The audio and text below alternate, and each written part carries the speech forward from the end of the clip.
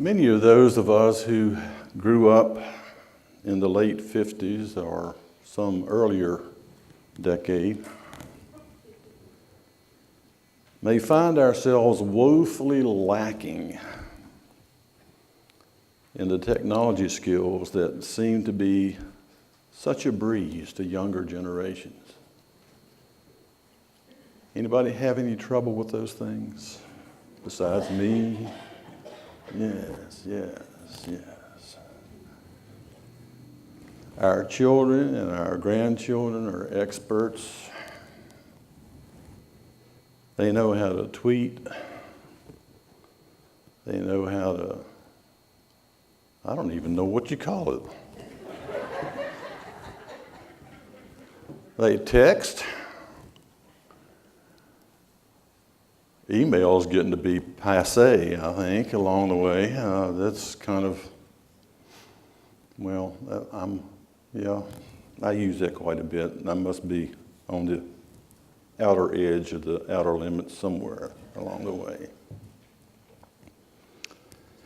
They use all kinds of methods for communicating. And some of them just truly are baffling. We live in a world that has shrunk down to the size of a megabyte or gigabyte or tetrabyte or who knows what's biting next.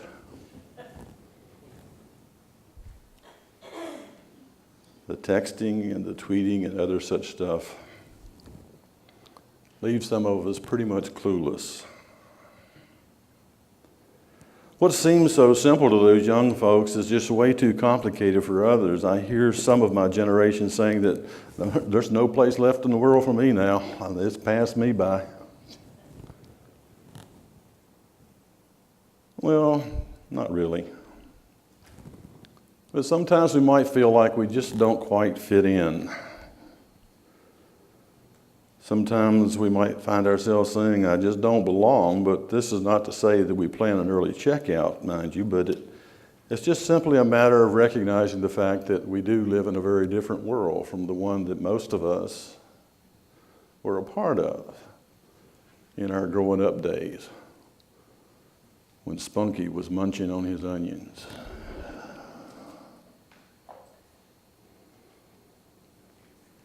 They remember actually being able to talk to people on a telephone. And that's not what you use a telephone for anymore. You dial a number and a voice answers on the other end. Please listen carefully to these selections, for they have changed since the last time you were here, and this is the first time I showed up. And then they go through that whole menu of if so-and-so do 1, and so-and-so 2, 3, 4, 5, 6, 7, 8, 9, 10, 11, 12. By the time I get to 12, I've forgotten what 1 was, and I have to go back through it again. Confusing. I can remember actually dialing a number and, hello? Hi, well, glad I caught you.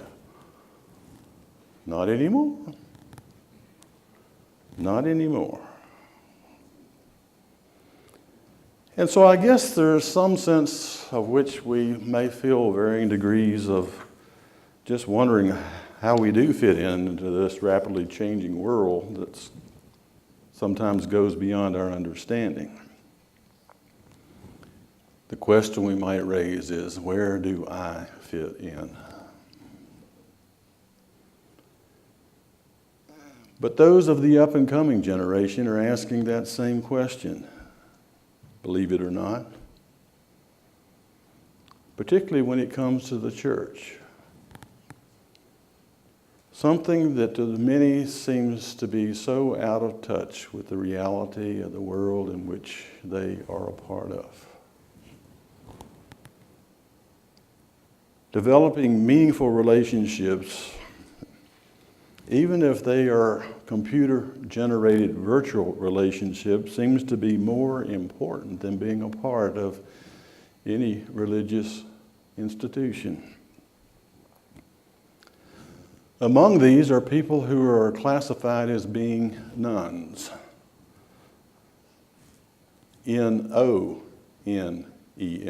not N-U-N-S. They claim absolutely no religious affiliation whatsoever. And when you start talking about God, they kind of twist their head sideways and say, what in the world are you talking about? It's the world that we live in, folks.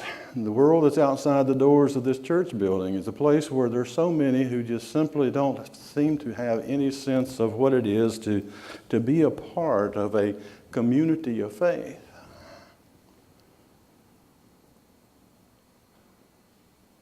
If you talk about God for a little while, they say, what's God? And what's God got to do with it? And it was kind of that way back in Jesus' day as well. When he was trying to train up his disciples, this was something that was new, that was coming their direction, something that no one had ever experienced before. No one had ever walked since the Garden of Eden with God on the face of the earth. And suddenly Emmanuel shows up.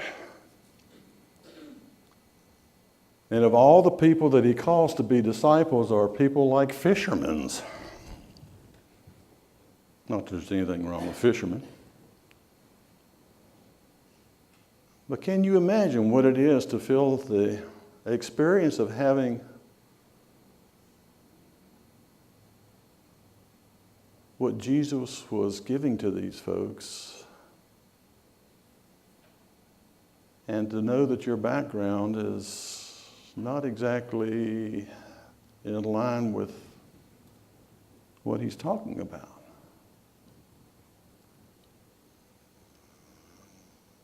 Jesus mentioned the fact there had been a number of those who had come before him, and all of them were liars. They really weren't who they put themselves out to be.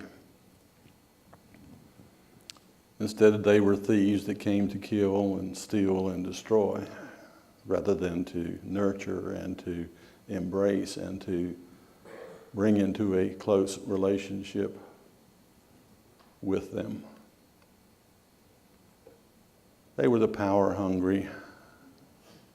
We don't have any of those in the world today, and I'm so grateful for that.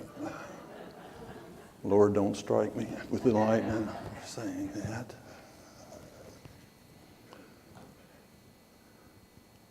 And so when Jesus began to talk to them, they didn't always understand. They were kind of clueless. I feel more comfortable with that aspect, that sometimes I feel utterly clueless too. But Jesus had a way of not just simply talking about things, but of doing things in such a way that instead of teaching, he was helping these fishermen to catch.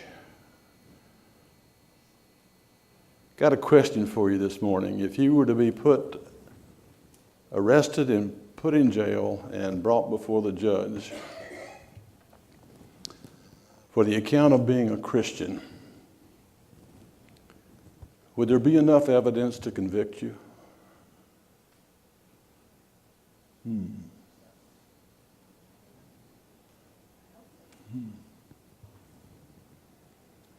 Well, these disciples were worried about all sorts of things. They just simply didn't understand what it was that Jesus was trying to get across to them.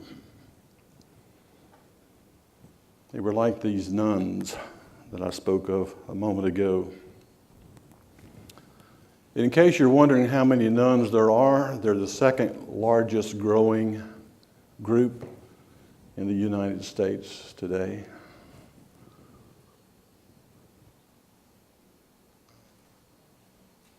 They have no exposure to what it is to be a part of a religious community where they belong.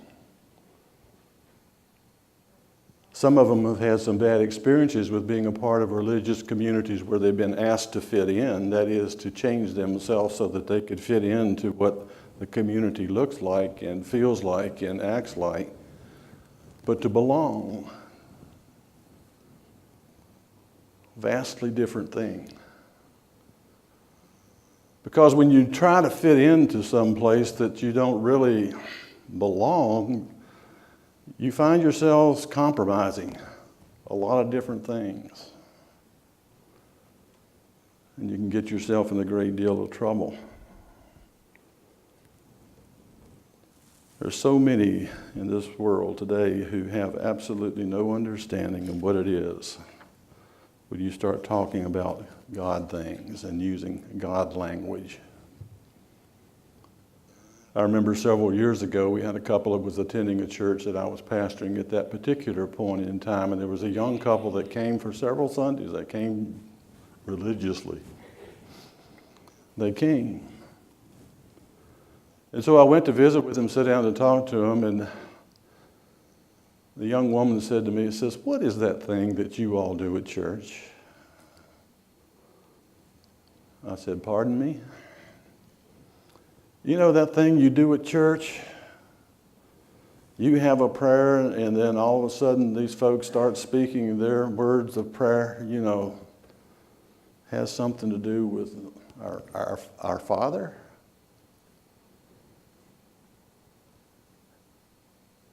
She was talking about the Lord's Prayer and had no idea what that prayer was.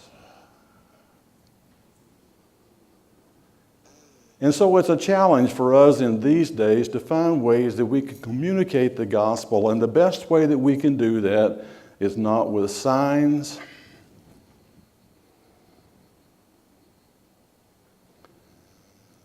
It's not with activities where we hope that folks will show up to the church to be a part of. But it's through the simple yet very difficult process of developing relationships with people on a one-to-one basis in such a way that they come to the place that they can see and feel and experience the love of Christ for themselves and begin to receive a feeling of not fitting in necessarily, but of truly belonging. Because we live in a world where we need to belong. We need to belong to something greater than ourselves. And there's nothing any greater than to belong to the God who has created us in God's own image and sought to redeem us and to bring us into that relationship that is both saving and empowering and enriching and giving an abundance of life.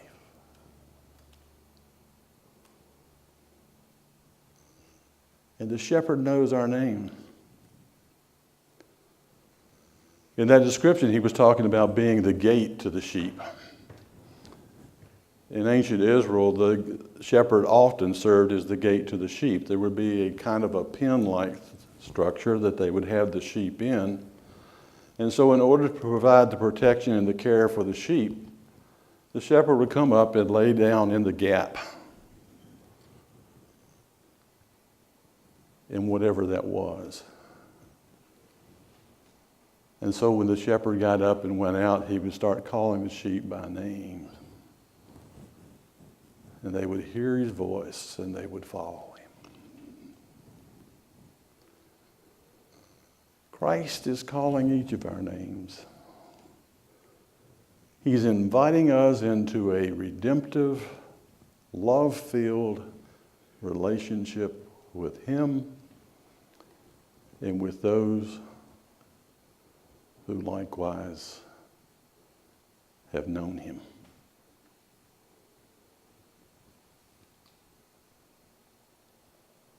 If we don't fit in, that's not necessarily a bad thing. But if we don't belong, what pain we carry by ourselves.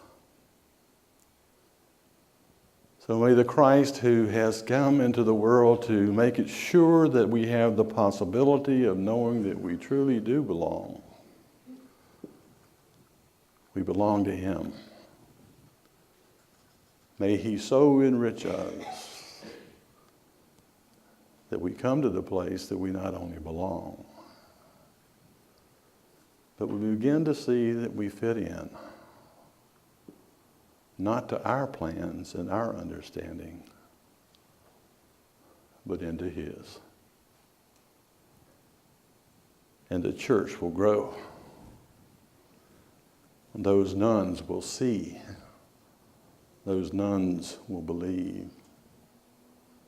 Those nuns will begin to belong. And God will be glorified through the gatekeeper who calls each of us by name. Come and follow me. So be it. Amen.